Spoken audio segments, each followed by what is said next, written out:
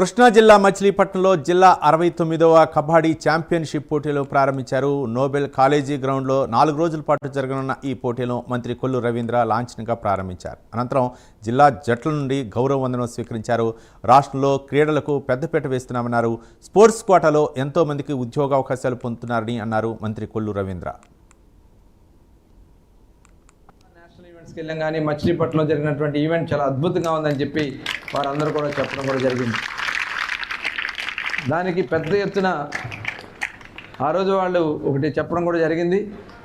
భవిష్యత్తులో మీరు అవకాశం కల్పిస్తే ఏషియా కప్ కానీ వరల్డ్ కప్ కానీ మచిలీపట్నంలో చేసుకుంటామని చెప్పి కూడా వాళ్ళు మమ్మల్ని అడుగుతూ కూడా జరిగింది.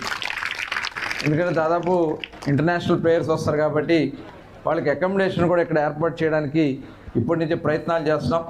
ఖచ్చితంగా రాబోయే 3-4 సంవత్సరాల్లో ఆ ఇంటర్నేషనల్ ఈవెంట్ కూడా ఇక్కడ చేయడానికి మా వంతు తప్పకుండా కృషి చేస్తాను. ఆ వేదికని ఇక్కడ ఏర్పాటు చేస్తాను కూడా తెలియజేస్తూ, మరి మొన్న లాస్ట్ ఇయర్ కూడా ఇక్కడ మచిలీపట్నంలో 2 ఈవెంట్స్ చేస్తాం.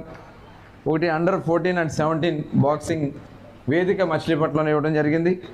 అలాగే అండర్ 19 క్రికెట్ కూడా ఇక్కడే, బాయ్స్ అండ్ గర్ల్స్ కూడా ఇక్కడే మన మచిలీపట్నంలోనే ఆ ఈవెంట్ కూడా ఇక్కడ ఏర్పాటు చేయడం జరిగింది. నేను నేషనల్ ఆర్గనైజర్ ఉంటే చెప్తా ఉన్నా, ఎలాంటి మ్యాచెస్ మీకు మచిలీపట్నంలో వేదిక కావాలన్నా, కృష్ణా జిల్లాలో వేదిక కావాలన్నా మచిలీపట్నం ఇవ్వడానికి మేము సిద్ధంగా ఉన్నాను కూడా ఈ సందర్భంగా